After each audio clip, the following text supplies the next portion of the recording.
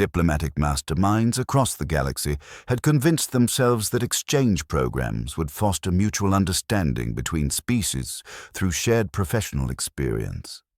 What they'd actually fostered was a spectacular collection of cultural misunderstandings, wounded pride, and the occasional diplomatic incident that required entire committees to pretend hadn't happened.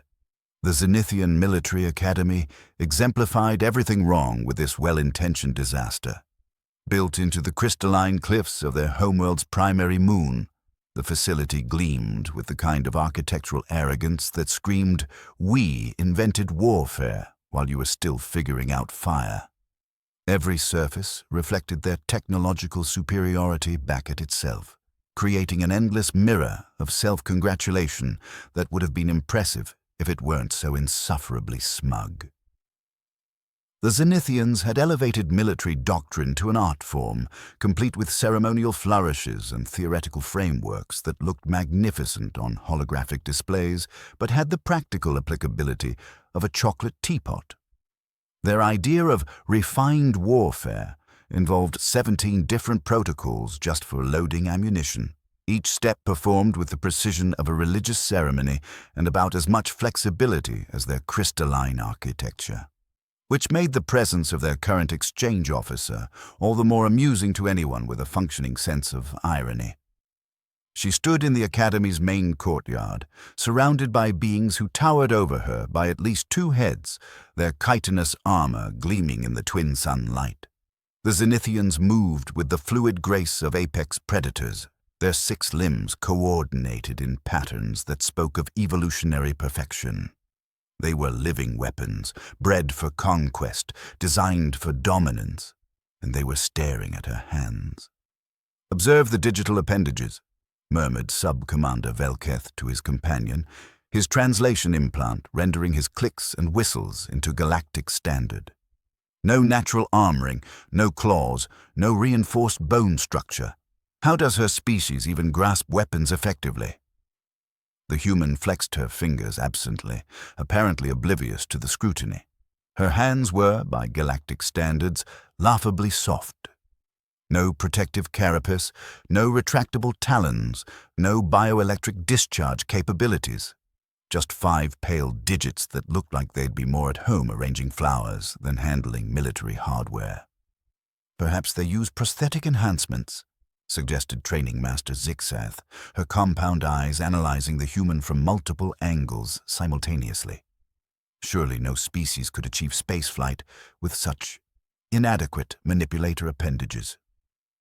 The human's personnel file made for interesting reading, though the Zenithians had approached it with the same scholarly detachment they might apply to studying a particularly exotic parasite. Born on a backwater world called Earth, trained in something called artillery operations, recommended for exchange by her superior officers with glowing reviews that seemed to focus more on practical results than proper protocol. Her arrival had caused quite the stir among the Academy's staff. Not because of any particular achievement or notable characteristic, but because she was so thoroughly unremarkable by their standards. Average height for her species, average build, carrying herself with none of the predatory confidence they associated with true warriors.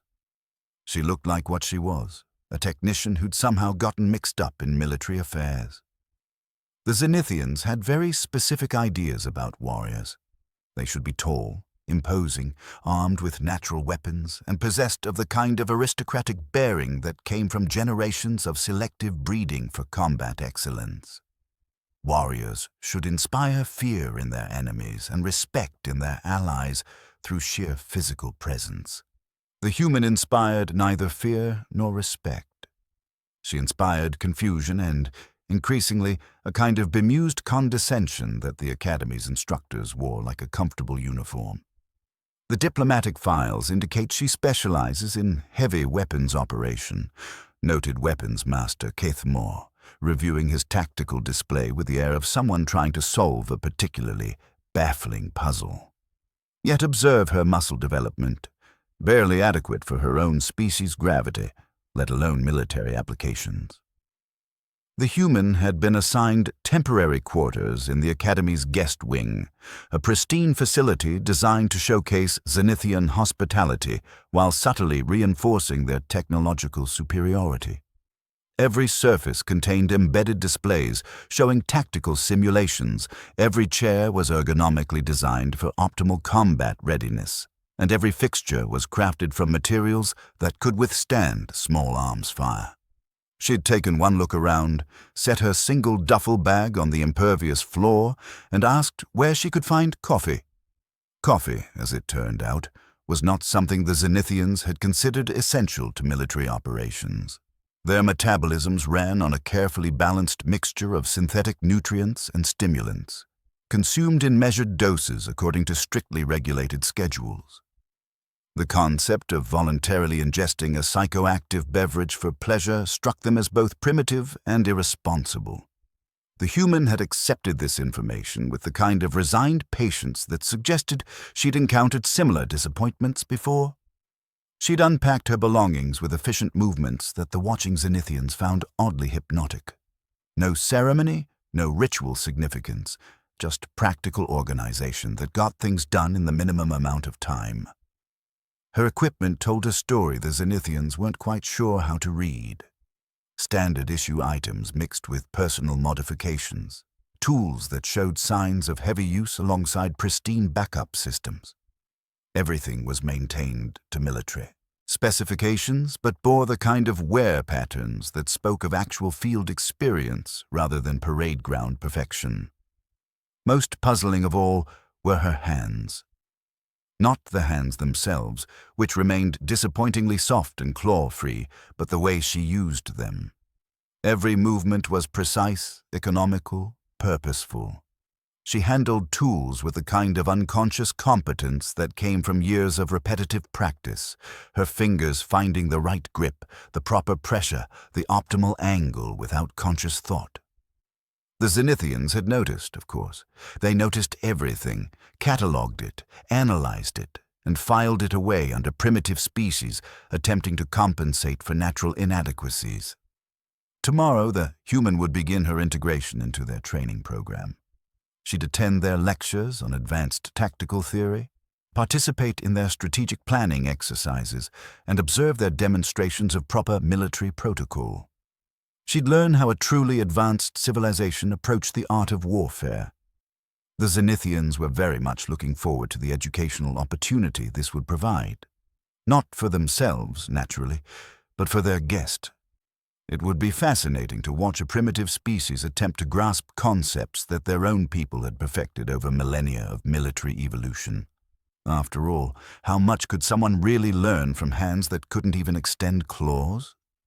The Zenithian approach to tactical education resembled nothing so much as an elaborate religious ceremony, complete with ritualistic reverence for ancient theorems and a healthy disdain for anything that smacked of improvisation. Their lecture halls were monuments to military philosophy, with holographic displays that could render three-dimensional battlefields with photographic precision and enough computational power to simulate entire star systems locked in combat. Professor Thelvax had spent the better part of 3 centuries perfecting his delivery of advanced strategic applications in multi-vector warfare, a course title that managed to sound both intimidatingly complex and utterly meaningless. His lectures were masterpieces of theoretical abstraction, filled with mathematical proofs of optimal troop movements and algorithmic solutions to battlefield variables that existed primarily in the realm of pure theory. The human sat in the back row, taking notes with the kind of methodical attention that suggested either deep engagement or profound politeness. Her writing implement moved across the datapad with steady strokes, recording concepts that had been refined over millennia of academic discourse into their purest, most impractical forms. Observe tactical theorem. 73, Thelvax announced, his forearms gesturing at a holographic display showing attacking forces arranged in perfect geometric formations.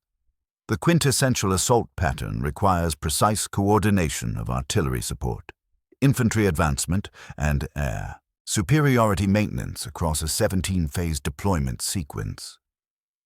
The display bloomed into complex formations that looked like abstract art designed by a mathematician with military pretensions.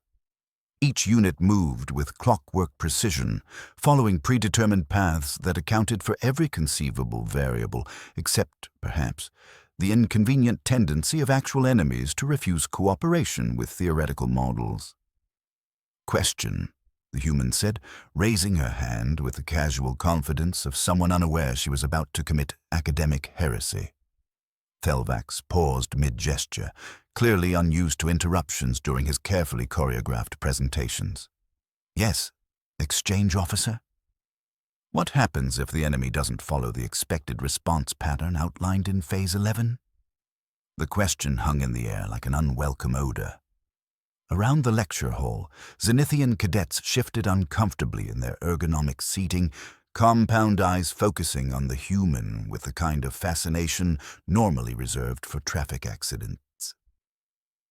"The theorem accounts for all probable enemy responses," Thelvax replied with the patience of someone explaining basic arithmetic to a particularly slow child. "Phase 11 incorporates predictive algorithms based on standard tactical doctrine." "But what if they don't use standard tactical doctrine?"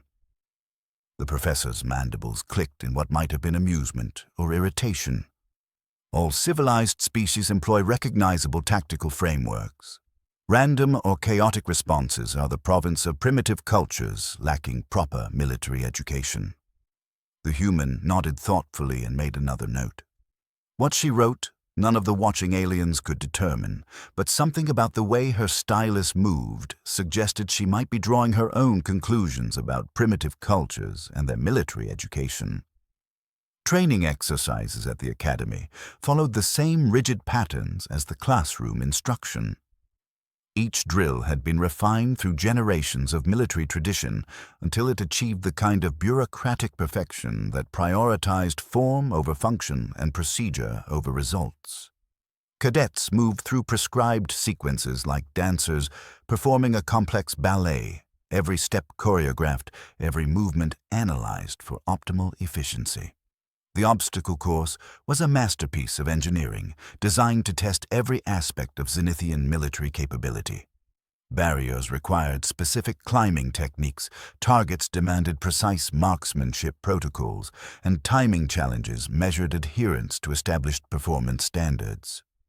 The human approached it like a maintenance problem that needed solving. While her Zenithian counterpart spent careful minutes analyzing optimal approach vectors and consulting their tactical databases, she simply started moving. No elaborate preparation, no systematic analysis of variables, just practical assessment followed by direct action. She cleared the first barrier using a technique that violated at least 3 established protocols but got her over the obstacle in half the regulation time. Her marksmanship was adequate by academy standards, though she held her weapon in a way that made the instructors wince and achieved accuracy through methods that didn't appear in any manual. Most disturbing of all, she adapted. When the standard approach to an obstacle proved inefficient, she found alternatives. When her weapon jammed during the marksmanship test, she cleared the malfunction with movements so automatic they seemed like muscle memory rather than conscious thought. When the timing sequence changed unexpectedly, she adjusted without breaking stride. "Unorthodox methodology," observed training supervisor Nextal, recording performance metrics with the dedication of a scientist studying a particularly interesting specimen. "Achieves acceptable results through non-standard applications." The human scores placed her solidly in the middle of the class rankings, neither exceptional enough to draw attention nor poor enough to require remedial training. She was, by every measurable standard, thoroughly average, except for her hands. The instructors had begun to notice something unsettling about those soft, apparently useless appendages. They moved with a kind of unconscious competence that suggested familiarity with tools and weapons far beyond what her training records indicated. When she handled equipment, her fingers found the right pressure points, the proper grip angles, the optimal leverage without conscious thought. It was particularly noticeable during weapon maintenance sessions. The Zenithians approached equipment care with the same methodical precision they applied to everything else, following detailed procedures that ensured every component received appropriate attention according to manufacturer specifications. The human simply took things apart, cleaned them, and put them back together. Her movements were economical, efficient, and disturbingly effective. She could field-strip a pulse rifle in less time than it took most cadets to locate the proper maintenance manual, and she did it while carrying on casual conversation about completely unrelated topics. How does she know where the secondary discharge coupling connects without consulting the technical schematic? Whispered Cadet Mordek to his training partner, watching the human reassemble a weapon system with the same absent attention someone might give to tying their shoes. Perhaps her species possesses some form of mechanical intuition, suggested his companion. Primitive cultures often develop compensatory abilities to offset their technological limitations. The human finished reassembling her weapon, performed a quick function check that wasn't in the manual but somehow verified proper operation, and set it aside with the casual confidence of someone who'd done the same thing thousands of times before. Meanwhile, announcements had begun circulating about the upcoming live fire exercise, the Academy's signature training event that would demonstrate the practical application of all their theoretical instruction. It was scheduled for the following week, and preparation had already begun with the kind of intense organizational effort that the Zenithians applied to everything involving potential explosions.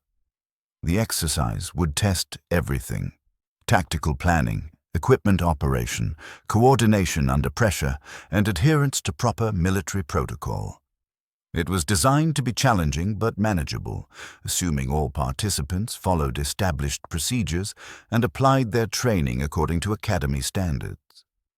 The human received her assignment packet with the same polite attention she'd given everything else, reading through the complex operational requirements with thorough care. She asked no questions, requested no clarifications, and made no suggestions for alternative approaches. She simply folded the packet neatly, slipped it into her uniform pocket, and continued with her regular training routine as if she hadn't just received instructions for what the Academy considered its most demanding practical examination. The instructors found this reaction somehow more unsettling than if she'd expressed concern or confusion. Competent soldiers worried about challenging assignments. They planned, prepared, and asked intelligent questions about potential complications. Maintenance technicians, on the other hand, simply read the work order and got on with the job. The live fire exercise began with the kind of orchestrated precision that made the Zenithians feel smugly superior about their organizational capabilities. Every detail had been planned, every contingency accounted for, every possible variable calculated and compensated for through centuries of refined military doctrine. Artillery pieces gleamed in perfect formation across the practice range, their crystalline targeting systems interfaced with orbital guidance networks that could calculate ballistic trajectories with mathematical perfection. Each weapon represented the pinnacle of Zenithian military engineering, capable of delivering ordnance with accuracy, measured in micrometers rather than the crude approximations favored by less advanced civilizations. Command protocols flowed through the communication network like digital poetry, each transmission following established formats that had been optimized for clarity, efficiency, and proper hierarchical acknowledgement. Officers coordinated their units with the fluid grace of conductors directing a symphony, their movements choreographed through generations of military tradition. The human was assigned to Artillery Battery 7, a prestigious posting that reflected the Academy's confidence in her ability to follow established procedures without causing any significant disruptions to the carefully planned exercise. Her role was strictly observational, with specific instructions to assist only, when directly ordered by properly authorized personnel following appropriate chain of command protocols. For approximately 12 minutes, everything proceeded according to plan. Then reality decided to express its opinion about theoretical perfection through the simple expedient of mechanical failure.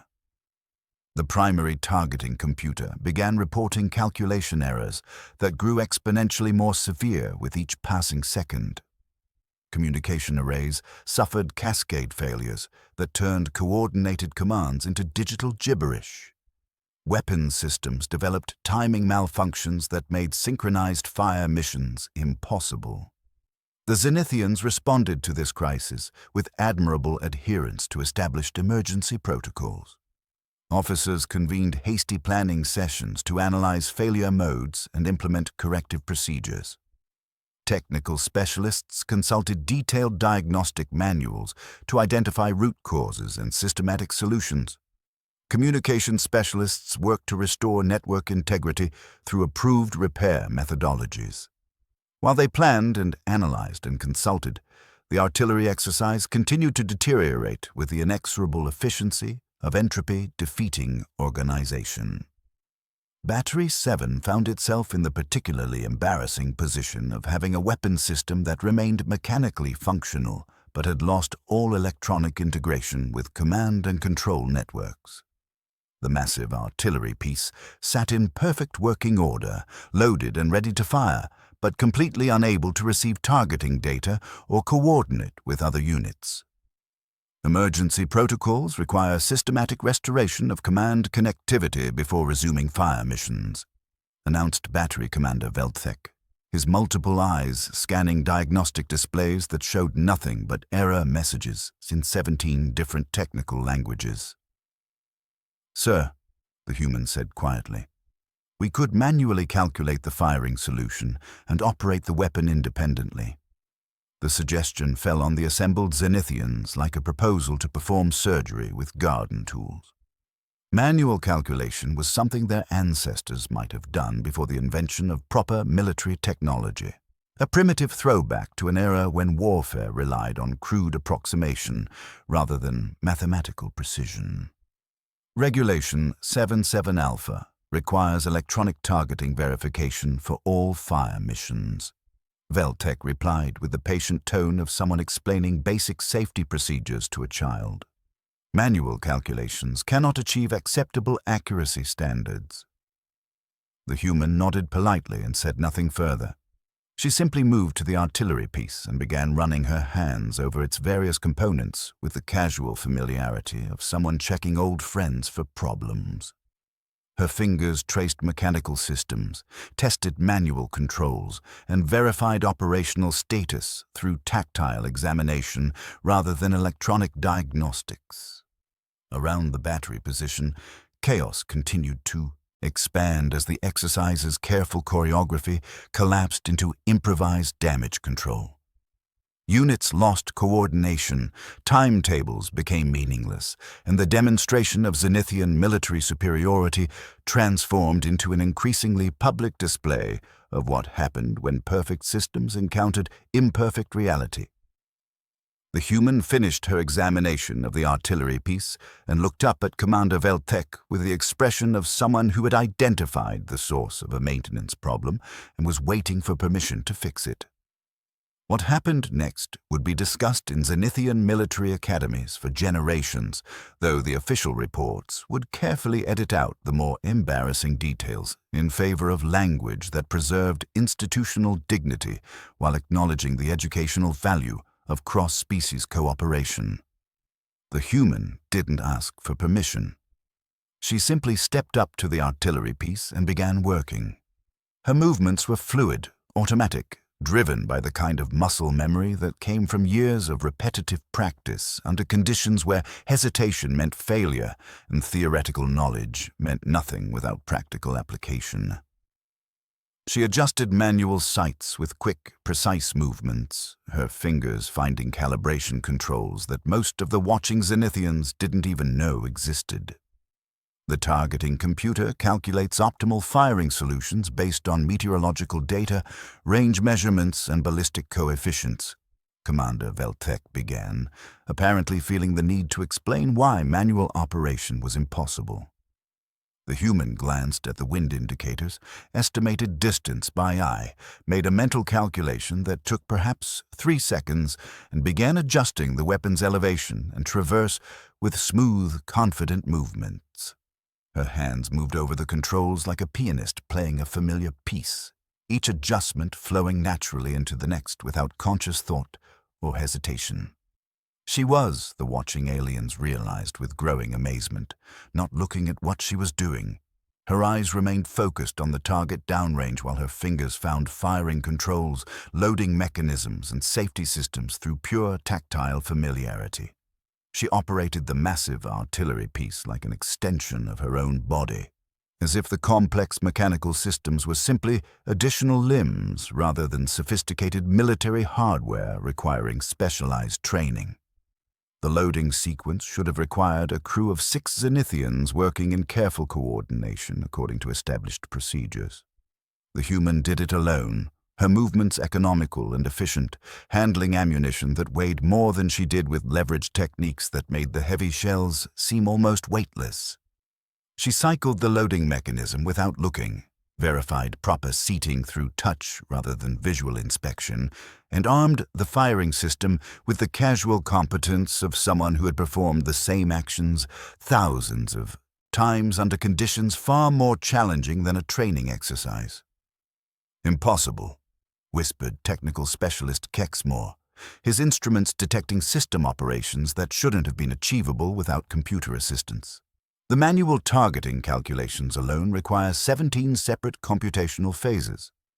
The human had apparently condensed 17 computational phases into a 3-second glance, and a mental adjustment that accounted for wind, gravity, atmospheric density, and target movement with the same unconscious skill most people used for catching a thrown ball.